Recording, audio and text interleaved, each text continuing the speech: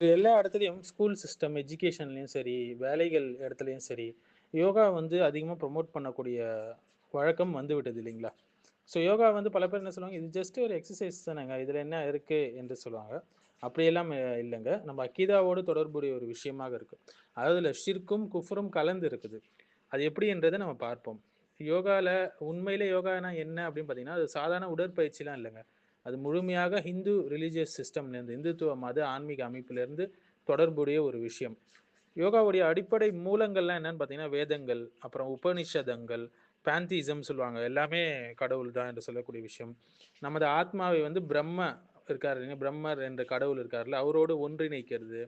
இதனோடு தொடர்புடையது தான் யோகாவுடைய அடிப்படை மூலங்கள். யோகா என்ற சொல்லுடைய அர்த்தமே என்னன்னு பார்த்தீங்கன்னா, யூனியன் பிளஸ் வந்து ஆத்மாவை வந்து அதை ஒன்றிணைக்கிறது. யூனியன், அதாவது மனித ஆத்மாவை ஆத்மன் என்று சொல்லுவாங்கல்ல, பிரம்மனோடு அதை வந்து ஒன்றிணைக்கிறது. இதுதான் யோகா. இது நேரடியான குஃபுராக இருக்கிறது. ஸோ யோகாவுடைய மைய நம்பிக்கைகள் எல்லாமே பார்த்தீங்கன்னா, வெளிப்படையான ஷிர்காக இருக்கு. முதலாவது நீயே கடவுள் என்ற ஒரு நம்பிக்கை. யோகா போதிக்கக்கூடியது உன்னுள் கடவுள் இருக்கிறான் என்பதை போதிக்குது. ஆனால் குரான் சூரத்து ஷூராவுடைய 11வது வசனம் நம்ம பார்க்கலாம் இல்லைங்களா? அவனுக்கு ஒப்பாக எதுவுமே கிடையாது. அல்லாஹ் தான் மசீஹ் என்று சொல்வர் குஃபுர் செய்து விட்டார்கள் என்று அல்லாஹ் சொல்றான். சூரத்துல் மாயிதாலே 72வது வசனத்துல. ஸோ இஸ்லாம் வந்து படைத்தவனையும் படைக்கப்பட்டதையும் ஹாலிக் மக்லூக் ரெண்டுத்தையும் வந்து வேறுபடுத்தி காட்டுது. ஆனா யோகா வந்து இந்த எல்லையை அழிக்கிறது. இது ஒரு ஷிர்கான ஒரு விஷயம். அதுக்கப்புறம் மந்திரங்கள் உச்சரிப்பது இருக்குது, ஜபம் செய்யறது இருக்கு, பல கடவுள்கள் வழிபாடு இருக்கு. யோகாவில் சொல்லக்கூடிய ஒரு விஷயம் சொல்றேன் பாருங்க, ஓம்னு சொல்லுவாங்க இல்லைங்களா? தெய்வத்துடைய ஒலி என்று சொல்லுவாங்க. சக்கரங்களை வந்து நம்ம அவேக்கனிங் பண்ணணும், எழுச்சி ஏற்படுத்தணும்னு சொல்லுவாங்க. மனதை வெறுமையாக்கக்கூடிய தியானம் என்று சொல்லுவாங்க. சக்திகளை எல்லாம் நம்ம அழைக்கணும்னு சொல்லுவாங்க. இது எல்லாமே வந்து ஷிர்கான விஷயங்கள் ஆகும்.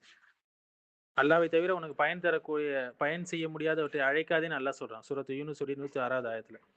ஸோ அறியாமல் செய்தாலும் வழிபாடு தான், ஷிர்கு தான்.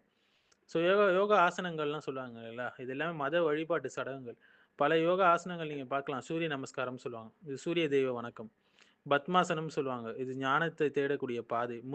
முத்ராஸ்லாம் யூஸ் பண்ணுவாங்க. ஆன்மீக கை சின்னங்கள், சிம்பிள்ஸ்லாம் யூஸ் பண்ணுவாங்க இல்லைங்களா? நபிஸ்லாஸ்லம் சொன்னாங்க, யார் ஒரு சமுதாயத்தை பின்பற்றுறாங்களோ அவங்க அவங்கள ஒருவர் தான் அப்படின்னு சொன்னாங்க. சுனன் அபுதாவுல வரக்கூடிய ஹதீஸ். ஸோ மத சடங்குகளை, பிற மத சடங்குகளை பின்பற்றுவது ஹராமாக இருக்கு. யோகா வந்து மனதை வெறுமையாக்கு எல்லாம் சொல்லுவாங்க அதுல. இப்போ நவீன பெயர்கள்லாம் வச்சுட்டாங்க. Power yoga, medical yoga, mindfulness yoga, school yoga, corporate yoga. பெயர் மாறினாலும் அக்கீதா மாறாதுங்க. என்னதான் மாத்தினாலும் இது ஷிர்கான விஷயங்கள் தான். இது வெறும் எக்ஸசைஸ் அப்படி எல்லாம் ஒன்றும் கிடையாது. யோகா எது எதெல்லாம் உருவாக்குது முக்கியமா நவீன உலகத்துலன்னு பார்த்தீங்கன்னா, new age spirituality, law of attraction, energy healing, reiki, chakra therapy, pantheism, self god ideology, இது எல்லாத்துக்கும் வழிவகுக்கக்கூடியதாக இருக்குது.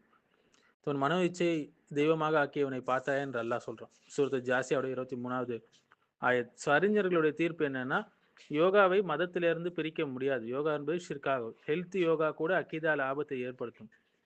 இதுக்கு எவ்வளோ மாற்றுகள் வந்து நமக்கு இருக்குது. மெடிக்கல் ரீதியாகவும் ஃபிசியோதெரப்பி பண்ணலாம், ஸ்ட்ரெச்சிங் எக்ஸசைசஸ் பண்ணலாம், விளையாடலாம்.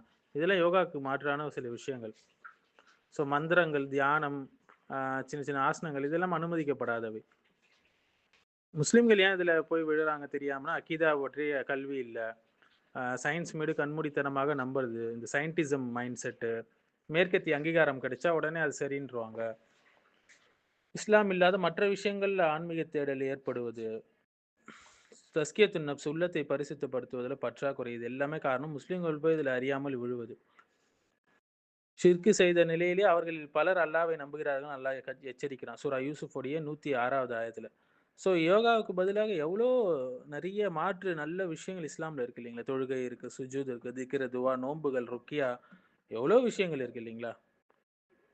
ஸோ இறுதியாக சொல்லணும், யோகா என்பது நம்பிக்கையில ஷிர்க வைக்கிறதுக்கு சமம்.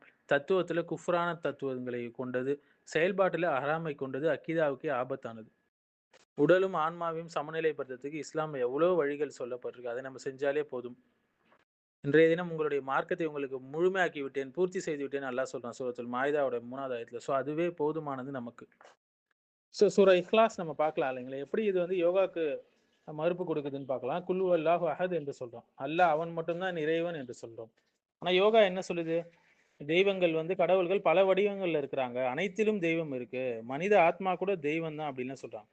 ஸோ இது வந்து சூரா இக்லாஸ் வந்து அல்லாஹ் ஒருவன் தான். அவனுக்கு பங்காளிகள் யாரும் கிடையாது. அவன் படைப்போடு கலந்து கிடையாது என்று சொல்கிறது.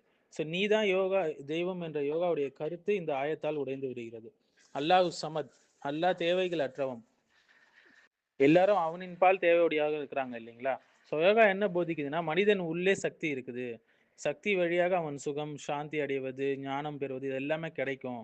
சுய சக்தி தான் விடுதலை என்றெல்லாம் சொல்லுவாங்க இல்லைங்களா? மாரக சூரத்துல் இக்லாஸுடைய 2வது ஆயத் பார்க்கலாம். சக்தி அல்லாஹ்விடம் தான் உள்ளது.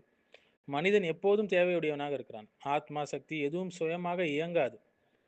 ஸோ உன்னுடைய உள் சக்தி உன்னை காப்பாற்றும் என்று யோகா சொல்லும். ஆனால் அல்லாஹ் சமது என்பது இதை பொய் என நிரூபிக்கிறது. ஏன்னா அனைவரும் அல்லாஹ்வின் பால் தேவையுடையவர்களாக இருக்கிறாங்க. லம் யலித் வலம் யூலத், அவன் யாரையும் பெறவில்லை, யாராலும் பெறப்படவும் இல்லை. யோகாவுடைய தத்துவம் பார்த்தீங்கன்னா, தெய்வம் வந்து மனிதனிலிருந்து பிறக்கிறான் என்று. மனித ஆத்மா வந்து தெய்வத்துடைய ஒரு பகுதி என்றெல்லாம் சொல்லுவாங்க. எல்லாரும் தெய்வத்துடைய வம்சம் என்றெல்லாம் சொல்லுவாங்க. ஆனா அல்லாஹ் யாராலும் பிறப்பதில்லை. அவனுக்கு பகுதி எதுவும் கிடையாது. அவனிலிருந்து எதுவுமே பிரியாது. ஸோ நான் தெய்வத்துடைய பகுதி என்று யோகா சொல்வதற்கு இந்த ஆயத்து வந்து இந்த ஆயத்துல குஃபுர் வந்து அது குஃபுர் என்று நிரூபிக்கப்படுது. வலம் யகுல்லஹு குஃபுவன் அஹத், அவனுக்கு ஒப்பாக எதுவுமே இல்லை என்ற ஆயத்து சொல்லுது. ஸோ யோகா என்ன போதிக்குன்னா, மனிதன் தெய்வ நிலையை அடையலாம். ஞானம் மூலியமாக அவன் கடவுள் ஆகலாம். குரு தான் வந்து தெய்வத்துடைய நிலையில இருக்கிறாரு என்றெல்லாம் சொல்லும். ஆனால் அல் குர்ஆனுடைய இந்த ஆயத்து அல்லாஹ்வுக்கு ஒப்பானவன் யாரும் இல்லை. மனிதன் எப்போதும் அடிமைதான்.